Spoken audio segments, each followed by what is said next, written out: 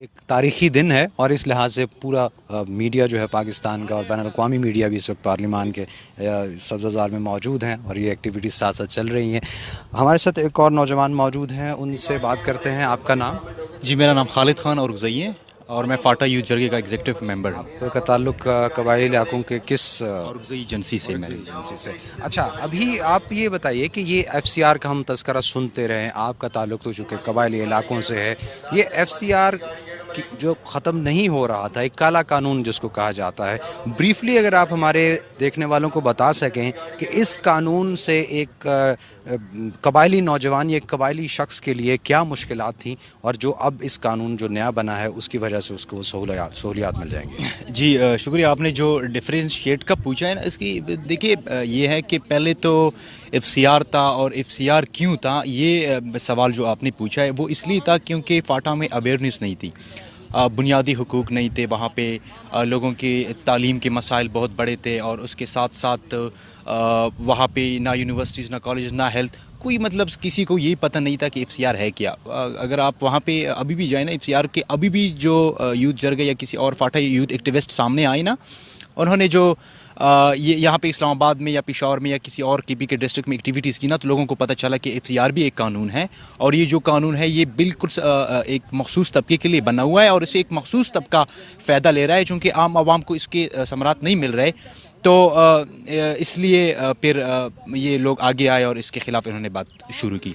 تو F C R تو ایک ایسا قانون تھا، سب کو پتہ ہے، یہ ایک انگریز سامراج نے بنایا تھا، اور ایسا ہی قانون تھا. یہ ایک راستے کے لیے قانون بنایا ہوتا ہے، انسانوں کے لیے قانون نہیں تھا، کیونکہ یہ جو برطانیہ کا جو روڈ سسٹم تھا وہ اس روڈ کو پروٹیکٹ کر رہا ہوتا تھا، کیونکہ وہ چاہتے تھے کہ ہمارے جو یہاں سے ٹریڈ گزری ان کو کوئی کچھ نہ کہیں. اگر ایف سی آر میں اگر آپ دیکھیں، اس میں یہ بھی تھا اگر آپ روڈ پہ کسی کو نقصان پہنچاتے ہیں تو اس پہ آپ کو سزاوار کیا جاتا، یا آپ کو مطلب آپ کی پوری قبیلے کو گرفتار کیا جاتا، یا کچھ اور اس طرح کے مطلب. اس سے علاوہ اگر آپ کسی اور علاقے میں کچھ کرتے، کوئی واردات کرتے، تو اس میں آپ پہ کوئی وہ قانون لاگو نہیں تھا. تو مطلب ایک مخصوص چیز کے لیے وہ قانون بنائی گئی تھی، چونکہ وہ ہم بینگ پاکستانی وہ ہم ایکسیپٹیبل نہیں تھا. کارڈ تو پاکستانی تھے لیکن قانون پاکستان نہیں تھا. پھر پاکستان کی تاریخ میں پہلی بار کنسنسس ہوئے جس میں فاٹا یوتھ جرگہ سامنے آیا، اور یہ فاٹا یوتھ جرگہ نوجوان پر مشتمل ایک ایسا تنظیم تھا جس نے پاکستان کی تاریخ میں پہلی بار مسلم لیگ نون، A N P, P T I, G U I F کے علاوہ اے این پی، اور سب جتنی بھی فاٹا کے تنظیمی ڈھانچے کے صدران ہیں، اور اس کے علاوہ غیر سیاسی تنظیموں نے مل کر ایک جدوجہد شروع کی کہ کیوں نہ ہم پاکستانی اسٹیبلشمنٹ کو، پاکستانی پولیٹیکل سٹرکچر کو، اور سب کو اس چیز پہ راضی کرے کہ یہ جو ہو رہا ہے ہمارے ساتھ ناانصافی ہو رہی ہے، کیونکہ جنگ کا بھی ہم حصہ بن رہے ہیں، نقصانات بھی ہمارے ہو رہے ہیں، ازالہ بھی نہیں ہو رہا، تعلیم بھی ہماری نہیں ہے، صحت بھی ہماری نہیں ہے، تو بہت ساری چیزوں سے ہم محروم تھے. تو جب یہ ہمارے کنسنسس ہوئے، ہماری نیت اتنی صاف تھی کہ ہم نے پوری اسٹیبلشمنٹ کو بھی اس بات پہ راضی کر لیا. اس کے علاوہ ہم نے قانون جو حکومت تھا ان کے پی ایم سے ہماری جب ملاقات ہوئی تو وہاں پر بھی ہم نے اپنے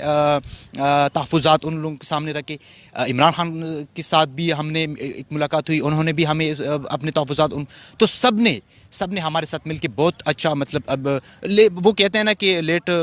آیا درست آیا، لیکن پھر ٹائم تو لگا، لیکن ابھی بھی یہ بہت جلدی ہوا، کیونکہ حکومت کا جو پلان تھا وہ اگلے 23 تک تھا، لیکن فاٹا یوتھ جرگے کی وجہ سے اور ان نوجوانوں کی وجہ سے یہ ایسا ممکن ہوا کہ یہ ایک سال کے اندر ہم نے اس کو مطلب